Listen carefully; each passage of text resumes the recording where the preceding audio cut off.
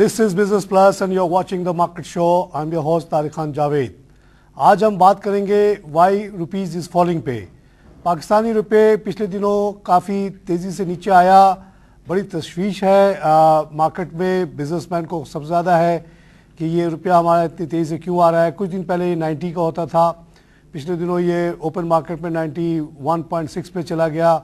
आज थोड़ी सी इम्प्रूवमेंट है पिछले 2 दिन से, अब 91.20 पे है।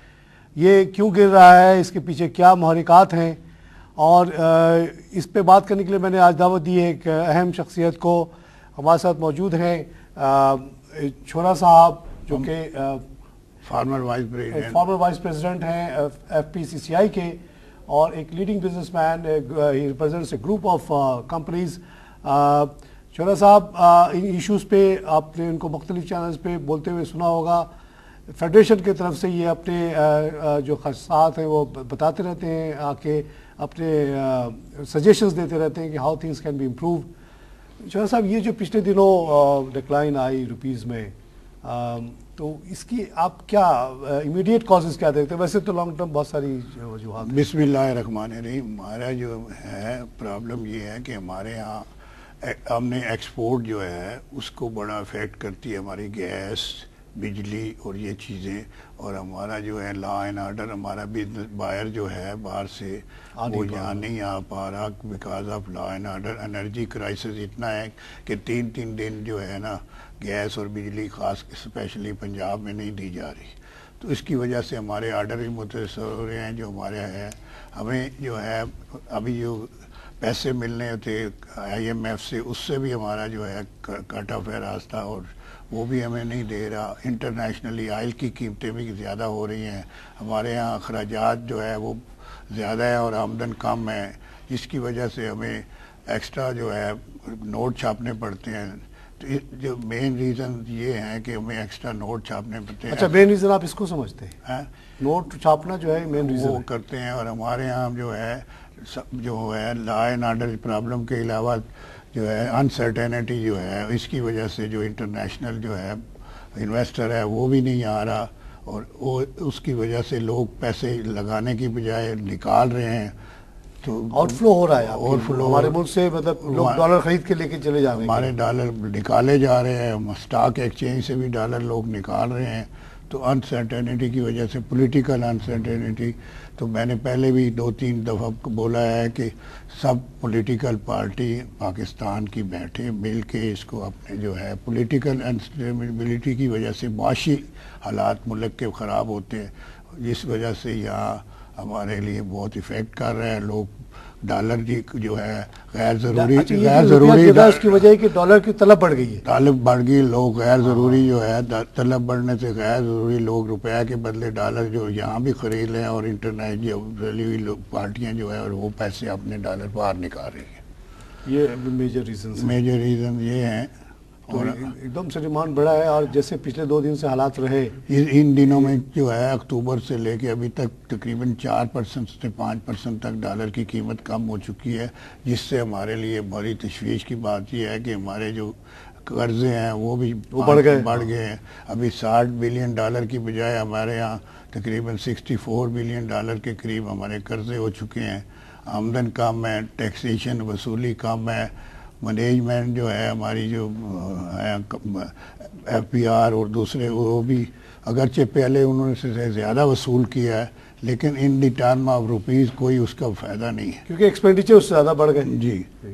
अच्छा, आपने जो एक्सपोर्ट इंपोर्ट की बात की, अगर हम पिछले 2-3 साल के फिगर्स देखें तो export on the face of it in rupees term तो बहुत बढ़ता हुआ नज़र आता है। नहीं हमारे, लेकिन वो क्या आप समझते हैं कि रुपीज़ के गिरने का भी एक फैक्टर है? नहीं, हमने माशाल्लाह पिछले साल एक्सपोर्ट जो है 25 बिलियन के करीब की है 2010-11 में। 10-11 का जून तक का फिगर है ना, ये तकरीबन 25 बिलियन, सही 25 बिलियन के करीब की है।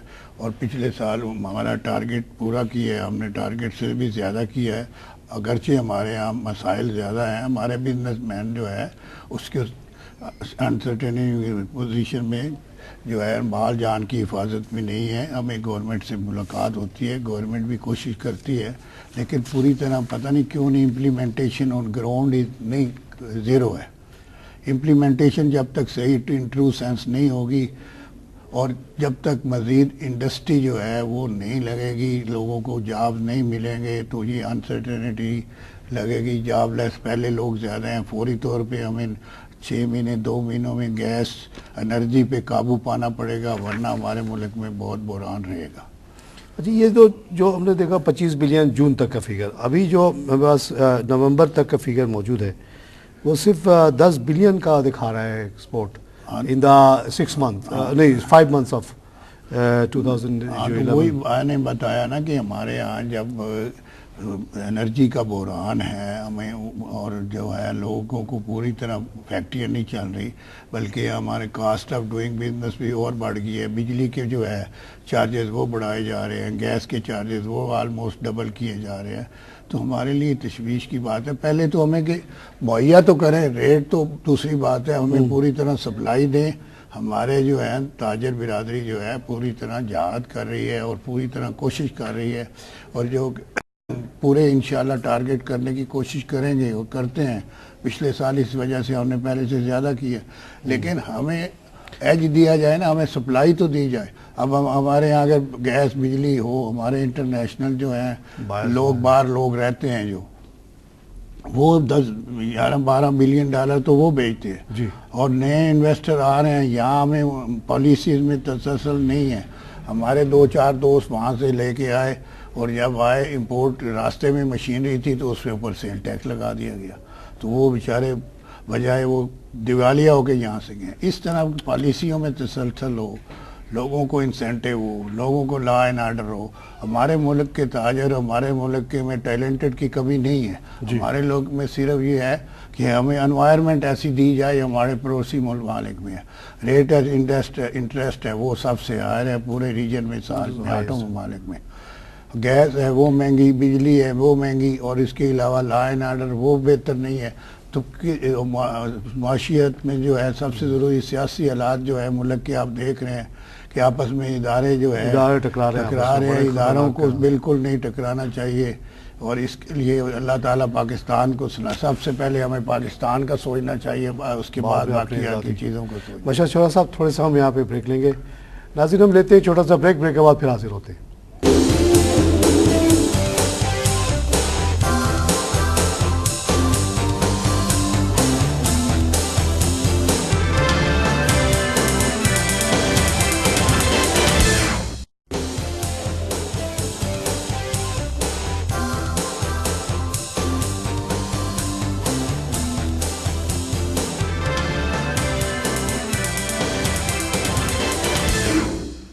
नाज़रीन, वेलकम बैक। हम बात करें रीजंस फॉर फॉलिंग डॉलर, रुपया क्यों गिर रहा है, इसके सिलसिले में मंशा छोरा साहब हमारे पास मौजूद हैं, एक लीडिंग एक्सपर्ट बिजनेस लीडर। वो ये कह रहे हैं कि जी जिस तरह के हालात मुल्क में हैं, हाँ, वो जो अभी 24-25 बिलियन का उन्होंने एक्सपोर्ट पिछले साल किया है, वो भी एक बहुत बड़ा कारनामा है। ना इनको सस्ता बिजली मिल रही है, ना इनको गैस मिल रहा है, ना लॉ एंड ऑर्डर अच्छा है। फिर एक अनसर्टेनिटी, एक खौफ, इनके बायर्स डर के मारे पाकिस्तान नहीं आते। इन हालात में ये जो इतना भी एक्सपोर्ट कर रहे हैं वो बहुत बड़ा जिहाद कर रहे हैं, और उसमें ये कहते हैं कि गवर्नमेंट किसी तरह से उनको हेल्प नहीं कर रही है। ना इंटरेस्ट रेट में उनको मदद मिल रही है, ना बिजली कोई सस्ती मिल रही है, ना इनको लॉ एंड ऑर्डर। इनके बड़े बड़े बिजनेस लीडर्स लाइक शहबाज तासीर उठा लिए जाते हैं, और 4-4 महीने तक हमारी सो कॉल्ड स्मार्ट एजेंसीज जो हैं उनको यही नहीं पता चलता कि वो हैं कहाँ। अभी जो IG साहब ने पिछले दिनों पंजाब के बयान दिया, उनको शायद ये भी नहीं पता कि वज़ीरिस्तान 2 हैं, एक नॉर्थ एक वेस्ट एक साउथ, जिसकी लड़ाई वेस्ट से चल रही है। उन्होंने सिर्फ इतना कहा कि शहबाज तासीर साहब वज़ीरिस्तान में है, स्पेसिफाई भी नहीं कर पाए। ये तो हमारी इंटेलिजेंस गैदरिंग है। इसमें एक बिजनेसमैन कैसे कंफर्टेबल फील करे कि अपने काउंटर पार्ट को बाहर से बुलाए और कहे आए हमारी जगह देखें, हमें समझें, हमसे ख़रीदें। उसके बावजूद ये लोग बड़ी मैं कहता हूँ कि वाकई ये बहुत बड़ा जहाद कर रहे हैं कि 24 बिलियन का लाते हैं और लाखों करोड़ों लोगों को यहाँ जॉब देते हैं। मंशा साहब, आप लोगों को तो वाकई सलाम करने को दिल चाहता है कि जिस तरह से आप लोग काम कर रहे हैं इन हालात में, इन खौफ के हालात में। आपके शहबाज तासीर साहब, आपने पिछले दफ़ा भी उनके बारे में बड़ी फ़िक्र का, आज भी आते ही आपने उनका खैरियत पूछा। तो ऐसे हालात में आज आपको अपने जान का इतना ख़तरा रहता है, फिर भी आप लोग कोशिश कर रहे हैं, भागते नहीं है। चाहे तो आप भाग सकते हैं, आपके लिए कोई मसला नहीं। शहबाज तासीर साहब के लिए कोई मसला नहीं था यहाँ से कहीं अभी चले जाना, लेकिन he stays here to create jobs. तो अब हम आते हैं जरा इंपोर्ट की तरफ। आप लोग 24 बिलियन एक्सपोर्ट कर रहे हैं, 25 बिलियन, 12 बिलियन खुदा का शुक्र है कि ओवरसीज़ वाले भेज देते हैं तो 36 बिलियन बन जाता है। लेकिन हम ये देखते हैं कि हमारा इंपोर्ट बिल जो है उससे भी बढ़ता चला जाता है। जैसे अगर आप थोड़े दिन पहले का इंपोर्ट बिल देख लें, 2004-05 20 बिलियन, 10-11 का देखें तो 40 बिलियन। ये क्यों हो रहा है? बात ये है कि ऑयल जो है, ऑयल की कीमत इंटरनेशनली जो $50 $55 होता था, $100 के करीब से ऊपर चली गई है। तो ऑयल जो है, हमारे यहाँ ऑयल की कंजम्पशन भी बढ़ रही है। पेट्रोल जो है, एनर्जी की जो है इंपोर्ट है, हमारा ऑयल के बहुत बड़ा बिल है। 70-80% इसमें से जो बिल चलाना है ना, 70-80% जो है ये 40 बिलियन में ऑयल रिलेटेड या ऑयल रिलेटेड चीज़ें जाती हैं। इस पर हमारा कोई कंट्रोल, इस पर कंट्रोल नहीं है। हालांकि ये बिल होना चाहिए, मशीनरी आनी चाहिए ज़्यादा से ज़्यादा, जिसमें जॉब मिले, इंडस्ट्री लगे तो एक्सपोर्ट बढ़ेगी, सरप्लस होगी तो वही लोगों को जॉब मिलेंगे। वो उसकी तरफ आ ही नहीं रहे, उसके पास इतने सरप्लस है ही नहीं, गवर्नमेंट के बजट में ही नहीं है। एक तो हमारा टैक्स रेशो जो है वो 10 से कम हो के 9.1 हो गया है। दुनिया में टैक्स बढ़ रहा है 16%, 12%, 14%। तो हमारे यहाँ टैक्स टू जीडीपी रेशियो पहले से भी घट गया है। टैक्स भी हमें कम मिल रहा है। हमारे जो है टैक्स इसलिए भी कम मिल रहा है कि इंडस्ट्री पूरी फुल फ्लैज चलेगी नहीं तो कहाँ। तो ये कहते हैं बिजनेसमैन क्या करेगा, जितना कारोबार करेगा उस पर टैक्स देगा ना। और जो है हमारा टैक्स का नेटवर्क भी बेहतर नहीं है। हमारे साथ बिहार के लोग बैठे हैं और इसके ऊपर हमने पहले भी मीटिंग भी है। पहले से हमारा टैक्स में बेहतरी आई है जो आम लोगों में इन टर्म ऑफ रुपीज़, लेकिन पॉलिसियों में तसलसल नहीं है। एक दिन कोई पॉलिसी आ जाती है, दूसरे दिन कुछ आती है। एसआरओ कभी 1-2 महीने में वापस ले लेते हैं, 1-2 महीने में नया दे देते हैं। तो पहले सोच समझ के पूरी मेहनत से, कोशिश से, तो इससे भी अनसर्टेनिटी होती है लोगों को। मैं तो यही बता रहा था, बजाय पेट्रोलियम प्रोडक्ट इंपोर्ट होने की वजह से, गैस होने की वजह ना होने की वजह से, अगर हमारी मशीनरी इंपोर्ट हो तो उससे हमारा मुल्क बहुत आगे जाएगा। कोई और तरीका ही नहीं है इंडस्ट्रियलाइजेशन के बगैर। जब तक इंडस्ट्री पूरे मालिक में इंडस्ट्री का जाल नहीं बिछेगा, उस वक्त तक लोगों को जॉब मिलेगी तो अपने अपने कामों में लगेंगे और ये जो है लॉ एंड ऑर्डर का मसला होगा। तो ये है कि जो डॉलर के ऊपर हम बात कर रहे थे, वापस उसकी तरफ आता हूँ। डॉलर में बैंक जो है ना, लोकल पाकिस्तानी भी बहुत बैंकों के ऊपर भी डॉलर बहुत खरीद रहे हैं। बैंक क्यों खरीद रहे हैं? बैंक खरीद रहे हैं, बैंक फील करते हैं कि जो है ना, अच्छा रुपीस गिर जाएगा तो अपने आप को सेव करने के लिए बैंक भी बेचते हैं। फिर जो है गवर्नमेंट ने अभी 2-3 किस्तें देनी है IMF को फरवरी में। उसके लिए बिल्डअप कर रहे हैं, उसको गवर्नमेंट को भी ज़रूरत होगी, उन्होंने भी लेना है। तो ये जो है, और कौन सी बड़ी किस्तें आ रही हैं इस वक्त आइंदा, जो जिसकी फिक्र उनको अभी है? 1.2 बिलियन फरवरी में आ रही है और जून के करीब 2.50 आ रहा है। 2.5 जून में IMF का है, IMF का। और हमें रेगुलर जो हमें जो है गवर्नमेंट अमेरिका से आना था 2.5-3 बिलियन के करीब, वो बिल्कुल अभी नहीं आ रहा, बिल्कुल स्टक अप हुआ है। ये जो था कोलिजन सपोर्ट फंड, आ ही नहीं रहा, वो भी एक दफा रुक गया। 2.5 बिलियन तो मई 2011 तक की फिगर थी, तो उससे अब तक तो 3 से ऊपर होना चाहिए था।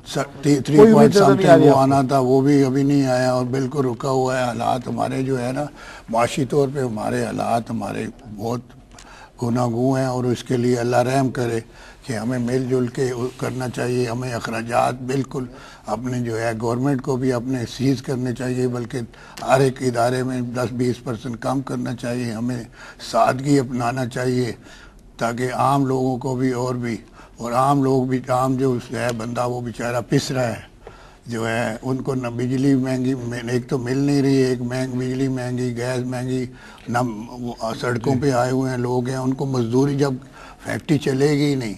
और पंजाब में अक्टूबर से लेके फरवरी तक 30% 40% इंडस्ट्री बंद रहती है, जिसके लिए लोगों के चूल्हे बुझ रहे हैं। हमें प्लानिंग, हमें लॉन्ग टर्म पॉलिसी गैप होता है। हाँ, ये आप देखें 3 दिन 4 दिन तो रेगुलर है। आज से फिर वहाँ वो CNG बंद है 3 दिन के लिए फैसलाबाद डिवीज़न में, उधर में कल 3 दिन मुल्तान में बंद थी। तो और इस तरह पूरे मुल्क की हालत जो है ना दिन ब दिन ये सर्दियों में हर साल होता है गैस का ये मसला। पिछले 3-4 साल से जब ये सर्दी होती है तो कहते हैं गैस का प्रेशर तो कम हो इनको जाता है। चाहिए ना, पहले नहीं प्रेशर नहीं, हमारे पास ये डिमांड बहुत बढ़ अच्छा, जाती है, वो है ही नहीं। हमारे अच्छा, डिमांड बढ़ती है सर्दियों में। सप्लाई कम है, डिमांड ज़्यादा है, तो इस वजह से जो है हमें प्लानिंग की ज़रूरत थी, हमें इम्प्लीमेंटेशन की ज़रूरत है, हमें जो है मैनेजमेंट की ज़रूरत है। हमें कोई काम ऐसा नहीं किया गया कि 3-4 सालों में हमें इसको चाहिए था, पीछे से घरेलू लोगों के लिए अलग इंपोर्ट करके करते, इंडस्ट्री के लिए अलग करते, और इसकी सप्लाई बाकायदा जारी रहनी चाहिए थी। तो काफ़ी मुश्किलात में अभी कोशिश कर रहे हैं। आज जर्मनी में जो है इंटरनेशनली फेयर शुरू हुआ है, जो बेडशीट वगैरह हमारे होम टेक्सटाइल का होता है, उसमें जो है हमारे 200 से ज़्यादा जो है एक्सपोर्टर वहाँ गए हुए हैं।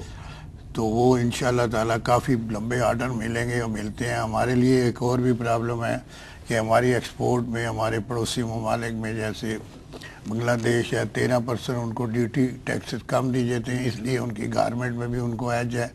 अगरचे हमें सैलाब की वजह से ये 70 आइटमों का इंसेंटिव दिया गया था। 70 आइटम से। हाँ, ये लेकिन जो अभी जो सैलाब सिंध में आया था उसकी वजह से, उसके उससे पहले भी जो पिछला 2010 का सैलाब था, लेकिन अभी तब उस पर अमल नहीं हुआ, अभी इम्प्लीमेंटेशन नहीं हुआ। थोड़ी बार वो कहेंगे बहुत देर हो गया, चलो भूल जाओ। अल्लाह की मेहरबानी से सब मुश्किलात के बावजूद इस दफ़ा हमारे यहाँ पंजाब में काटन जो है वो 10-15% ज़्यादा हुई है।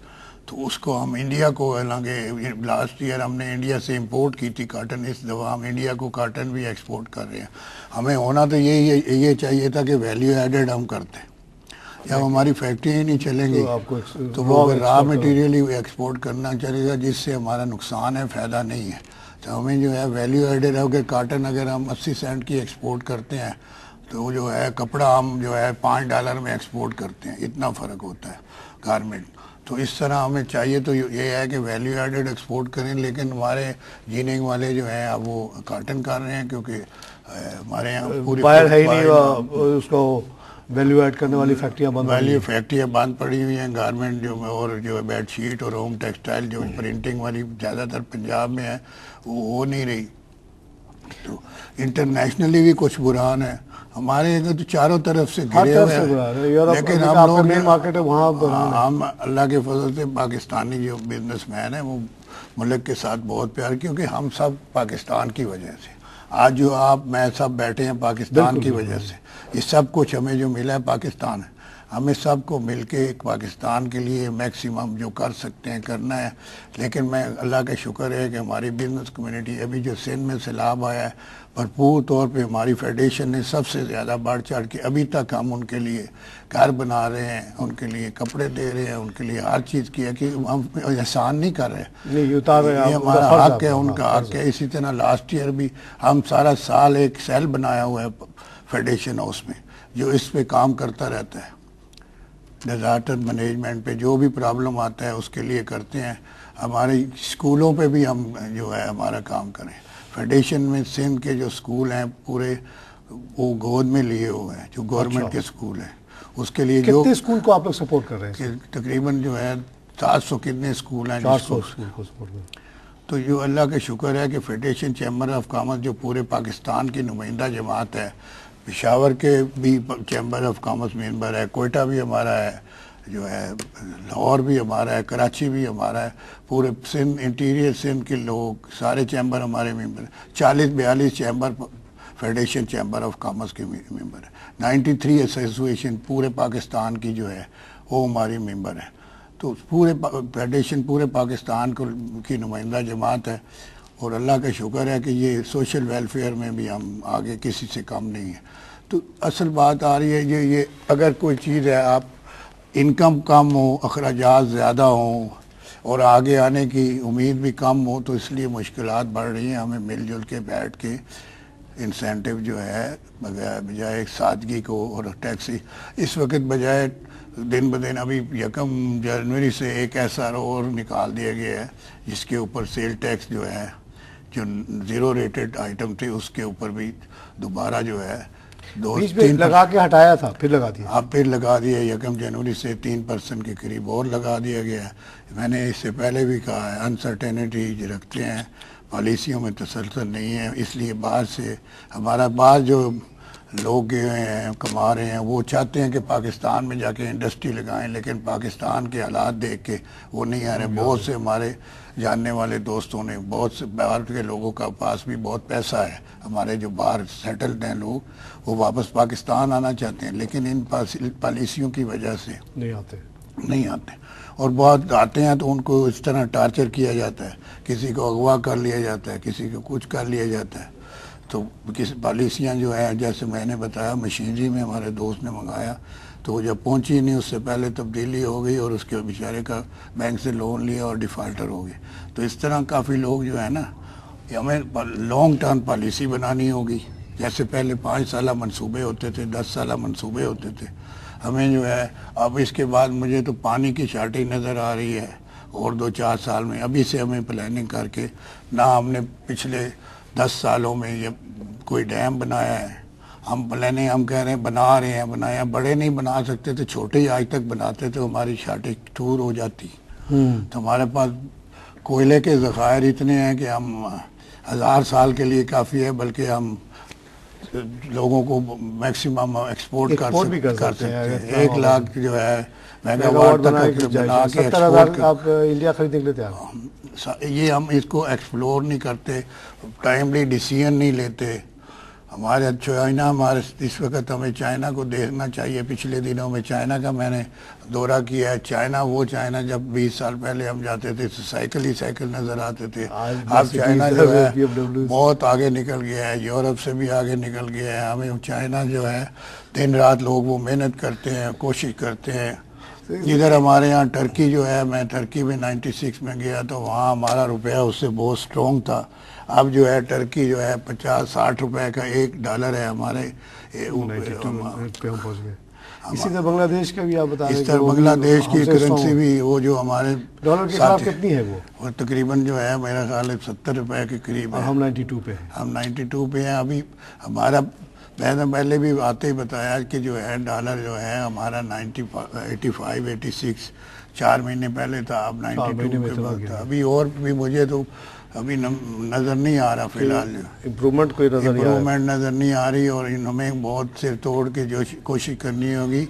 हमने पीछे अपोजिशन लीडर जो है नवाज शरीफ से कहा था कि आप मसाक जमहूरियत के बजाय मसाक माशियत करें। बिल्कुल सही बात। सारे पाकिस्तान के जो हमारी असम्बली है बैठ के कैसे मुल्क को बचाना है, कैसे चलाना है, हर सियासत ना करें। और ये पाकिस्तान सबका है। तौर पे इसमें नवाज शरीफ साहब के हवाले से मैं थोड़ा सा इससे ज़ाती वो रहा, जब बेनज़ीर ने हब पावर लगवाया तो जब नवाज शरीफ आए उन्होंने उसको बहुत गंदा किया।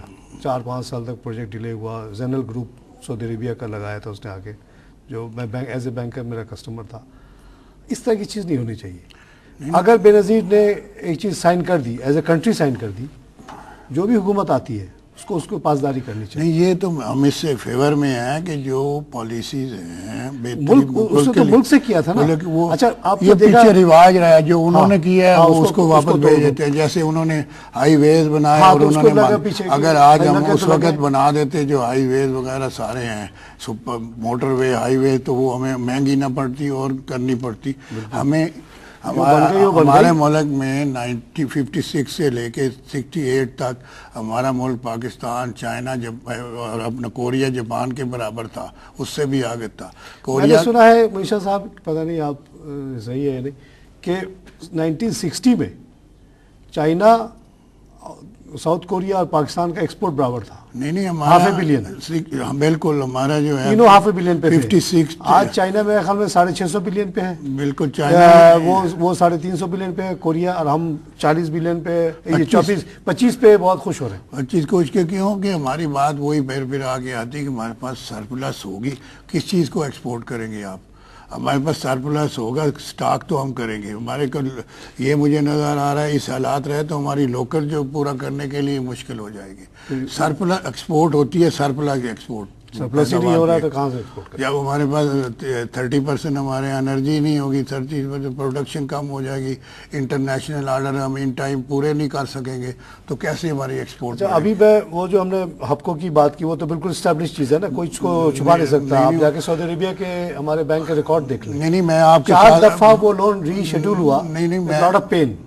अच्छा, उससे जो एक बैड इंप्रेशन पड़ा, एक कंपनी तो तैयार हुई आने के लिए, उसको आपने इतना गंदा कर दिया। उसको ये पाकिस्तान की सियासत का कुछ नहीं पता कि बेनज़ीर कौन थी, नवाज शरीफ कौन है। उसने देखा कि एक मुल्क ने डिफ़ॉल्ट किया, उसको धोखा दिया। उसके बाद लोगों ने कान पकड़ लिया कि भाई पाकिस्तान नहीं जाना है। और उसके बाद आपने देखा कि कोई भी बड़ा प्रोजेक्ट आपके नहीं लगा, कैसे लग सकता है? अच्छा, ये इसमें पैसे इतने ज़्यादा इन्वॉल्व है, टेक्नोलॉजी इतनी ज़्यादा इन्वॉल्व है, ये छोटे मोटे लोगों का तो काम ही नहीं है। नहीं, बिल्कुल आपकी बात से एग्री करता हूँ। ये जो भी हुकूमत नेशनल इंटरेस्ट में काम किए हो या प्रोजेक्ट पे साइन करे, उसको कंटिन्यू होना चाहिए, उसके दूसरे को उसको नहीं करना चाहिए। ये ठीक नहीं हुआ।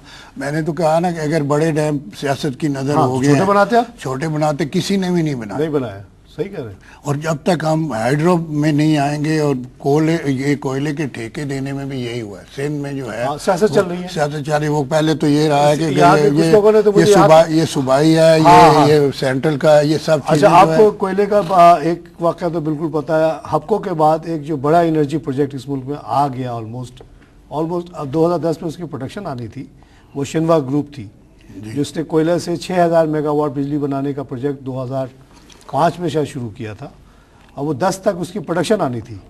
2007 में वो भाग गई। और किस बात पे भागी? कि नेपरा ने 1 सेंट उनसे ज़्यादा मांगा, उन्होंने 1 सेंट कम दिया। हमारे यहाँ आप लोग कारोबार करते हैं, कभी 1 सेंट के लिए आपको ये कारोबार छोड़ते नहीं, हैं? अगर ये कर दिया जाता उस वक्त 2007 में, आपको तो आज हमें कोई मसला नहीं थी। अच्छा, जब अभी हमारे, आपकी बात तो जरा आगे बढ़ाता हूँ कि अभी हमारे जो साइंसदान है समर मुबारक साहब, उन्होंने ये निकाल लिया है, हमारे बात भी कर ली, हमारी गैस और हमारा कोयला बहुत इस काबिल है कि जिससे गैस भी पैदा की जा सकती है, बिजली भी। इसको ऊपर अब गवर्नमेंट को चाहिए बाकी चीज़ें छोड़ के इसको पैसे प्रोजेक्ट को आगे बढ़ाएं और इसको ऑन करें और आगे ठेके पे दें। पीछे तो छोटी छोटी वजह से हमारे प्रोजेक्ट जो है वो लोगों ने, पता है, यहाँ तक मैं सुना, मैं सिंध गवर्नमेंट के कॉन्फ्रेंस में गया हूँ 2009 में एज ए ओवरसीज पाकिस्तानी। वहाँ तो आपस में ये लोग खुल के बात कर रहे थे कि पंजाब ने इसलिए रोका कि उनको बनाना है वो कालाबाग डैम। कालाबाग, ये अगर यहाँ से इतनी बिजली बन जाएगी तो कालाबाग डैम का जस्टिफिकेशन खत्म। मैंने कहा ऐसी बात नहीं है, ये हुआ होगा कुछ, कहते नहीं ऐसा। इस तरह की चीज़ें नहीं होनी चाहिए। ये कौमी मसले हैं, कौमी सतह पर तय होनी चाहिए। और कोयला जो है 94 से आपका निकला हुआ, आज तक क्यों नहीं इस्तेमाल हुआ? आपने जो समरकंद साहब की बात की और जो मैंने शिनवा का जिक्र किया, और अभी जो रिसेंटली शेरेटन में जो उन्होंने प्रेस वो किया था इन्वेस्टर कॉन्फ्रेंस, इस सिलसिले में मेरी अर्ज़ ये है कि मैं सऊदी अरेबिया में एज ए बैंकर काम करता रहा हूँ 13 साल, उससे पहले गल्फ में दूसरी जगह। सऊदी अरेबिया ने जब सोचा कि हम अदर देन ईस्टर्न प्रोविंस जहाँ तेल मौजूद है, ये जो खुबर वगैरह का इलाका है, उन्होंने कहा कि what about Jeddah, what about Riyadh. मालूम है कि ये पहाड़ी इलाके हैं, शायद यहाँ भी कोयला कहीं ना तेल निकल जाए।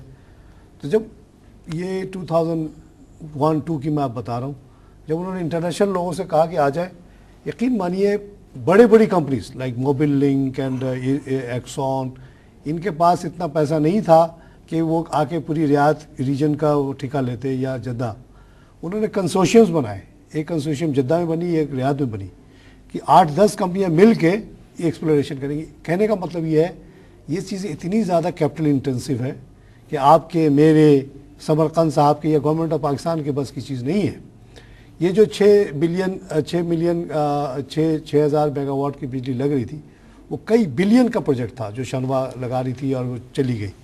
समरकंद साहब को हम पैसा कहाँ से ला के दें? आप तो अभी खुद ही आप गिनवा रहे हैं, हमारे पास तो अगले रीपेमेंट के पैसे नहीं है, नहीं हमारे पास कैश नहीं। इसमें अगर हमारे लॉ एंड ऑर्डर और हमारी पॉलिसी तसलसल की हो तो इंटरनेशनली लोग आने को तैयार हैं। चाइना हमारा दो पड़ोसी मुल्क, दोस्त अगर चाइना की कंपनी को आप बुलाएं, सुनिए, मैंने वो जगह देखी हुई है, आप पता नहीं गए या नहीं। चाइना अभी तैयार है और चाइना से बातचीत चल रही है दोबारा, और भी इंटरनेशनल कंपनियां भी 2-3 आ रही हैं। अल्लाह करे कि आ जाए, इंशाल्लाह आएगी, लेकिन हमारी वही मैंने कहा ना, हमारा रवैया ये रहा कि शनवा आई, उसने एयरपोर्ट की स्ट्रिप तक बिछा दी, सारा सर्वे कर लिया, सब कुछ कर लिया, उसको हमने इस तरह से भगा दिया। मैं इस बात को ऐसे आगे बढ़ाता हूँ, इसका तो असर बहुत दिन तक रहता है। राती इंटरेस्ट को हटा के हमें पाकिस्तानियत पे काम करना होगा। हमारे मुल्क में ये थोड़ी कमज़ोरी है कि हमें अपना ज़ाती इंटरेस्ट हमारे जो है ब्यूरोक्रेसी वो ज़्यादा रखते हैं। और जो है शिमला के बारे में ये खबर आई थी कि उनसे रिश्वत बहुत मांगी जा रही थी, वो भाग ये तो सब चाइना में आप अगर रिश्वत दें तब भी फांसी लगती है और लेने पे भी फांसी है, तो और किसी चीज़ पे फांसी नहीं है। आप दूसरे छोटे मोटे गुनाह करें उसको वो नहीं पूछते, लेकिन रिश्वत पे फांसी हो जाती है। तो ये तो जो चीफ एग्जीक्यूटिव था उसने सुना है, हमने ये सब कहानियां हैं, पता नहीं सही है नहीं है, कि उसने कहा कि मेरे पास जो क्रेडिट कार्ड है उस पर से जितने पैसे निकलते हैं तुम ले लो, कंपनी से तो मैं दे नहीं सकता, there is no account for. वो मैं अभी चाइना गया था, तो जो हमें यहाँ बिजली आ रही है ना, सारी ये प्रोजेक्ट लगे हुए हैं हमारे ये भी चाइना ने ही लगाए हुए हैं। हमारे पाकिस्तान में ज़्यादा प्रोजेक्ट है ये चाइना के ही हैं। चाइना हमारा दोस्त मुल्क है और चाइना ही हमें हेल्प करेगा। और चाइना के साथ हमारे तल्लुकात अभी फेडरेशन चैम्बर ऑफ कॉमर्स में 2 चाइना में अपने ऑफिस भी खुले हैं। अच्छा, चंगडू में और दूसरे। हमारे प्रेसिडेंट साहब भी बहुत विजिट करते हैं चाइना। हमारे he is doing a good job. हमारे प्रेसिडेंट साहब ने 2-3 दफा, आपके प्रेसिडेंट भी और हमारे पाकिस्तान के प्रेसिडेंट भी, हमारे फेडरेशन में भी हमें हर साल 2-3 दफा जाते हैं। और प्रेसिडेंट साहब हमें टाइम भी देते हैं, पाकिस्तान के हमसे मिलते भी हैं। पता नहीं क्या बात आती है, ब्यूरोक्रेसी की नज़र हो जाती है, वरना कोशिश तो उनका दिल है ठीक हो हालात। वो खुद इतना चक्कर लगाते हैं। अच्छा, आप शिनवा के केस में आप देखिए कि मुशर्रफ जैसा स्मार्ट ऑल पावरफुल आदमी, उनके होते हुए ये हो गया।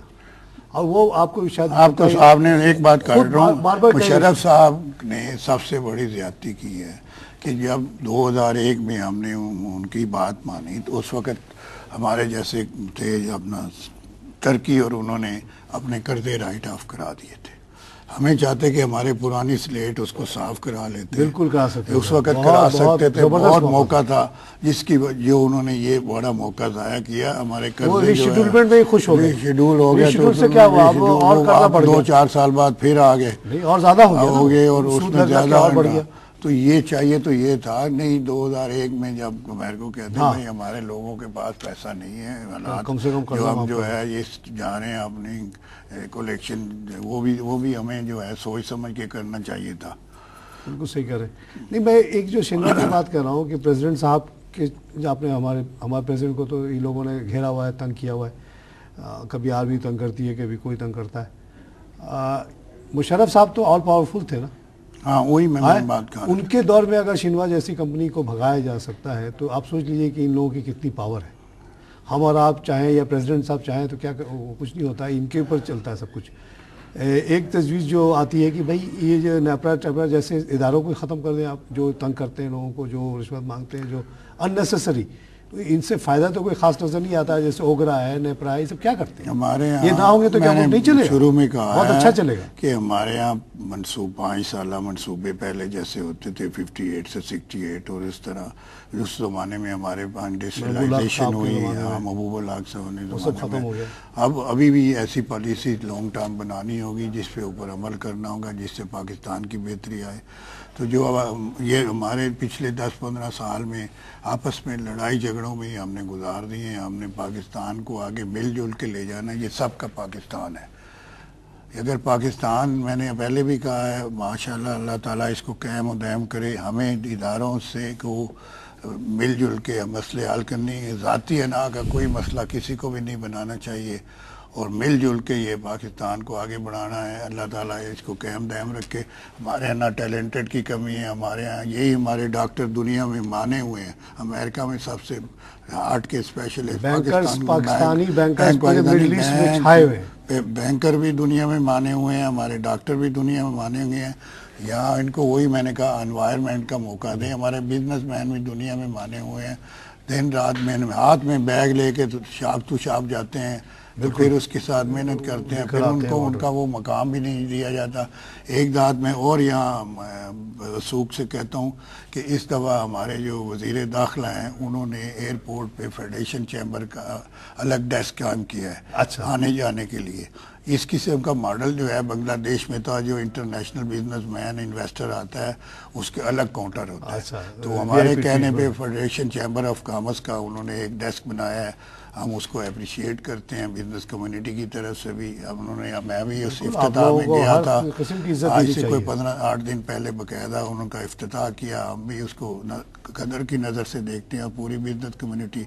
इसके अलावा उन्होंने कहा मैं ऐसे टेस्ट जो है लाहौर और इस्लामाबाद में भी कैम्प करूँगा। बड़ी अच्छी तो बात हमारे यहाँ जो है अगर इस तरह मिलजुल के पब्लिक प्राइवेट पार्टनरशिप को बढ़ाया जाए और इंटरनेशनल जो एक्सपोर्ट दौरे पे जाते हैं, मैंने ये देखा, ये थोड़ी कमज़ोरी देखी है कि जो वज़ीर आज़म जाता है तो उसके साथ सारे बैरोक्रेट जाते हैं, जब सदर जाता है तो बैरोक्रेट जाते हैं। ये बिजनेस करना बिजनेसमैन का ये अच्छी काम बात आपने है कही। और हम लोग कोई उनसे पैसे भी, हम अपने किराए खर्चे प्रेसिडेंट पे जाए अपने किराए चाइना बहुत दफा जाए, लेकिन बजाय ये कि ब्यूरोक्रेट को ले जाए, हाँ, आप जैसे लोगों को यही साथ तो ले मैं जाएं। कह आप रहा अपने हूँ। खर्चे पे जाएंगे ये कह रहा हूँ और आप जाके वहाँ डील करेंगे, ब्यूरोक्रेट क्या बिजनेस करेगा? बढ़ाया, इसी तरह ये होना चाहिए। और दुनिया सारे में ऐसे ही होता है। पॉलिसीज में जो बनाई जाती हैं वो बिजनेसमैन जो पाकिस्तान नेशनल चैम्बर होते हैं दुनिया में, अमेरिका देखो, इंडिया देखो, कोई पॉलिसी नहीं बनती, ओके नहीं होती जब तक नेशनल चैम्बर उसमें साइन नहीं करता। हमारे यहाँ हमसे तजवीज़ ली जाती हैं,